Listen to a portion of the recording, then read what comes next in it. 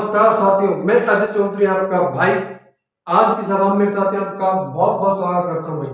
मेरे साथियों क्लास 11 के चैप्टर नंबर 1 समुच्चय की पिछली सभा में हमने एक्सरसाइज 1.3 के कितने सवालों को आपको कंप्लीट करा दिया था मेरे साथियों, सवाल नंबर 6 तक। तो आज की सभा में हम सवाल नंबर 7, 8 और 9 तीनों को कंप्लीट करेंगे और मेरे साथियों इस प्रश्नावली 1.3 को एकदम फिनिश कर देंगे। तो मेरे साथियों मेरे साथ बने रहिए और ध्यान से देखिए, मजा आएगा मेरे साथियों सवाल को समझने में भाई। सवाल नंबर 7वां क्या कहता है भाई? अरे सवाल नंबर 7वां क्या कहता है?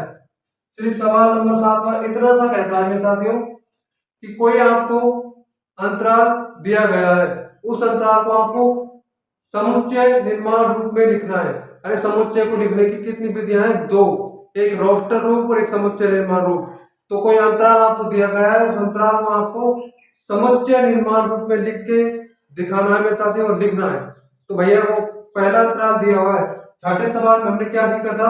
कोई समुच्चय निर्माण रूप दिया हुआ है, आपको उसे किस रूप में लिखना है? अंतराल रूप में लिखना है मेरे साथियों। ये अंतराल वास्तविक संख्याओं के उपसमुच्चय होते हैं।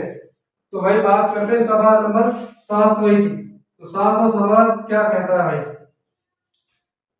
पहला है -3 और 0।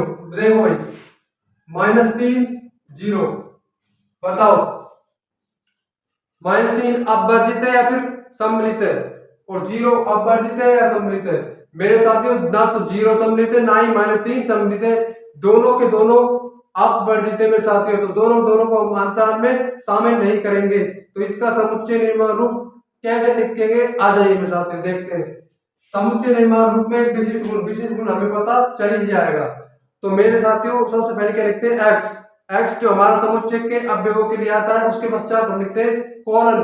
कोलन किस चीज के लिए आता है भैया? कोलन आता है एक्स के लिए मेरे साथियों। तो देखो भाई एक्स कोलन एक्स वास्तविक संख्याओं का उपसमुच्चय है मेरे साथियों। किसका उपसमुच्चय है? वास्तविक संख्याओं का उपसमुच्चय होता है अंतराल। तो हम क्या लिख देंगे? एक्स वास्तविक संख्याओं को बिलोंग करता है, यानी कि एक्स हमारा वास्तविक संख्याओं से संबंधित है मेरे साथियों। अब बात करते हैं एक्स की। तो यहाँ पर ये जो एक्स है ना -3, 0 बताओ क्या ये हमारा समुच्चय निर्माण रूप नहीं हो गया इस अंतराल का? बिल्कुल इस अंतराल का समुच्चय निर्माण रूप हो गया। अब दूसरे की बात करते हैं। दूसरा ये है हमारा 6 से 12। बताओ मेरे साथियों दोनों अंतर्विष्ट है या अपवर्जित है? दोनों इंक्लूड है मेरे साथियों, दोनों सम्मिलित है अंतराल में, दोनों के दोनों अंतराल में हमारे सम्मिलित है। तो अब क्या लिखेंगे इसका? हम समुच्चय निर्माण रूप लिखेंगे मेरे साथियों। सबसे पहले क्या लिखेंगे? एक्स, उसके तत्पश्चात एक्स हमारा वास्तविक संख्याओं के समुच्चय से संबंधित है, वास्तविक संख्याओं के समुच्चय को बिलोंग करता है। तो उसके बाद देखिए एक्स क्या 6 शामिल है? यस, जब दोनों शामिल होते हैं तो इस सब समीकरण के चिन्ह के नीचे इस टाइप का चिन्ह भी लिख देते हैं मेरे साथियों। अब देखिए ये हमारा हो चुका है। अब बात करते हैं मेरे साथियों तीसरे की। अब देखिए तीसरा क्या है भैया? तीसरा 6 देख लेता हूँ, वो 6 12 यानी कि 6 अपवर्जित है, 12 सम्मिलित है अंतराल में मेरे साथियों। बस इतना सही है कि 6 तो अपवर्जित है परंतु 12 सम्मिलित है मेरे साथियों। अब क्या करेंगे बताओ? कुछ नहीं है, एक्स लिखेंगे पहले, उसके पश्चात कोलन। ये वास्तविक संख्याओं के समुच्चय को तो बिलोंग करती है। एक्स कहां से संबंधित है भाई? एक्स संबंधित है वास्तविक संख्याओं के समुच्चय से। हमने वास्तविक संख्याओं का समुच्चय लिख दिया। फिर एक्स 6 अपवर्जित है या फिर अंतर्विष्ट है?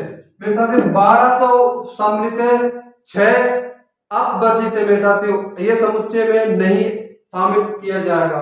इसके बाद बात करते हैं मेरे साथियों चौथे की।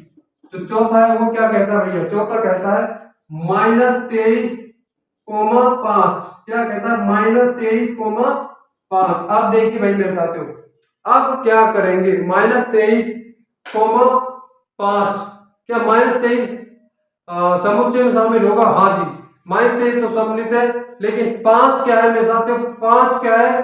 अपवर्जित है भैया। तो कैसे लिखेंगे इसका समुच्चय निर्माण रूप? इस टाइप से लिखेंगे एक्स कोलन, उसके पश्चात एक्स हमारा वास्तविक संख्याओं के समुच्चय से संबंधित है। किससे संबंधित है?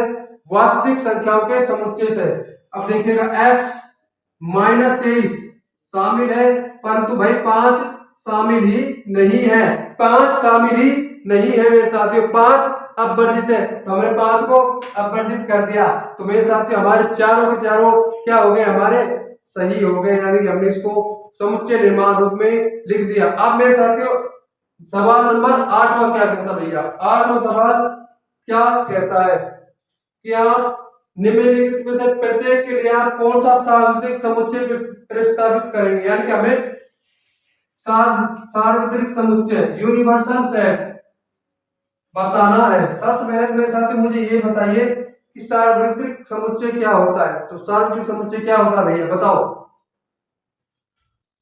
सार्वत्रिक समुच्चय होता है मेरे साथियों कोई ऐसा समूह या समूह जिससे अन्य छोटे छोटे उप समुच्चय बनाए जाते हैं, जैसे कि प्राकृत संख्याओं के लिए, परिमेय संख्याओं के लिए, पूर्णांक के लिए हमारा जो सार्वत्रिक समुच्चय है वह है वास्तविक संख्याओं का समुच्चय मेरे साथियों। किनका समुच्चय भाई, वास्तविक संख्याओं का समुच्चय। अब बात करते हैं, देखिए पहला सवाल क्या दिया है नामे का, समकोण त्रिभुज का समुच्चय।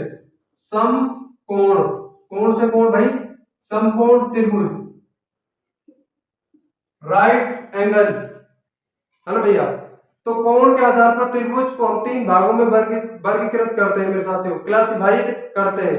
तो किस किस में करते हैं भैया क्लासिफाई, हम क्लासिफाई करते हैं समकोण में और न्यून कोण में और अधिक कोण में। यदि त्रिभुज की तीनों भुजाओं में जो एंगल है, मतलब त्रिभुज के तीनों कोण 90 डिग्री से कम हो मेरे साथियों, तो उसे हम कहते हैं न्यून कोण।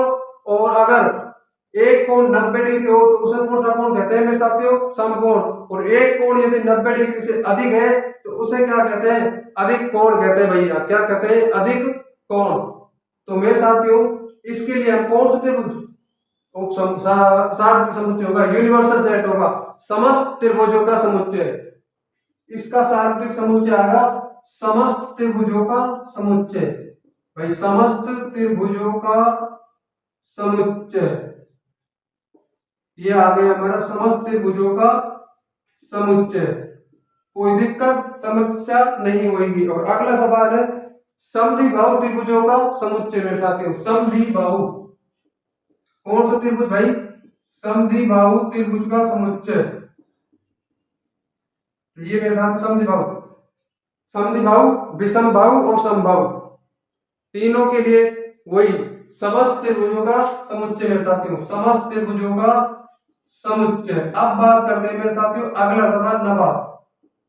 नवा क्या है भैया, ध्यान से देखेंगे, नवे में हमें बताना है क्या क्या बताना भैया मेरे साथियों। नवे में 3 समुच्चय दिए हुए हैं, उनके लिए सार्वत्रिक समुच्चय एमसीक्यू है मेरे साथियों, तो ध्यान से देखिएगा, एमसीक्यू में करने में मजा आएगा मेरे साथियों। तो देखो भाई समुच्चय ए दिया हुआ है, क्या दिया हुआ है भैया, देखो इसे तो हम थोड़ा सा इरेज कर ही देते हैं। तो समुच्चय ए क्या दिया हुआ है बताओ, समुच्चय ए दिया हुआ है a is equal to 1 3 5, B दिया हुआ है मेरे साथियों 2 4 6, और सी समुच्चय दिया हुआ है हमें 0 2 4 6 8। इनके लिए हमें मेरे साथियों हमें सार्वत्रिक समुच्चय बताना है कि इनके लिए सार्वत्रिक समुच्चय, सार्वत्रिक समुच्चय क्या होगा भैया, इनके लिए हमारा सार्वत्रिक समुच्चय क्या होगा।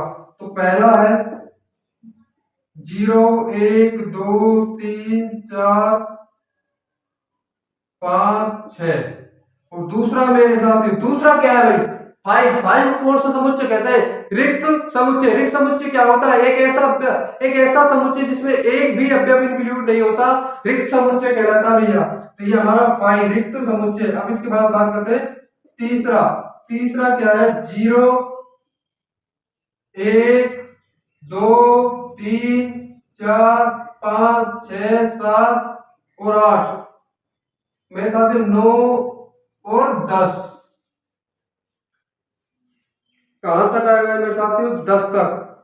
अब बात करते हैं चौथा क्या कहता है, 1 2 3 4 5 6 7 8, मेरे साथियों सार्वत्रिक समुच्चय होता क्या है, एक ऐसा समुच्चय जिससे अनेक छोटे छोटे उप समुच्चय बनाए जा सकते हैं, हमारा सारे समुच्चय कहलाएगा।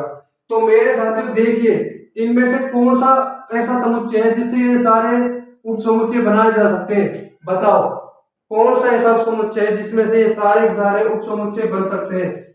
तो पहले में 0 1 2 3 4 5 6 कितने आ रहे? 0 1 2 3 4 5 6 1 3 5 मेरे साथ यहाँ तक थी में 8 तक अव्यय है। तो ये तो हमारा हो नहीं सकता, बिल्कुल नहीं हो सकता। कैसे 8 कहां से आएगा? फिर इसमें इसी में 8 है, यहाँ पर 8 है ही नहीं, कोई चीज है ही नहीं, तो फिर कैसे बनाओगे आप? कैसे उसका उपयोग करोगे अगर कोई चीज है ही नहीं? तो अब देखें दूसरा 5 से तो कोई लेना देना ही नहीं है, रिक्त समुच्चय एक भी अव्यय नहीं है मेरे साथियों। अब बात करते हैं तीसरे की। तीसरे को देखिए भैया ध्यान से, 0 1 2 3 4 5 6 7 8 9 10 10 तक अव्यय में साथियों। कहां तक अव्यय? 10 तक, और 0 से स्टार्ट हो रहे हैं। क्या ये सारे के सारे जो तीन आपको उप समुच्चय दिए हुए हैं, ये क्या इस समुच्चय से इन तीनों को मिलाएंगे क्या हमें ये समुच्चय प्राप्त हो सकता है? बिल्कुल प्राप्त हो सकता है। 8 तक, यहाँ तक 8 तक मैक्सिमम अव्यय है, और इस समुच्चय में मेरे साथियों 8 ही मैक्सिमम अव्यय आ रहे हैं मेरे साथियों। तो ये हमारा क्या हो जाएगा? सी, यानी third is the correct answer. तीसरा ऑप्शन हमारा सही हो जाएगा मेरे साथियों। अब बात करते हैं चौथे की। जब तीसरा सही है तो चौथे से हमें कोई मतलब ही नहीं है मेरे साथियों।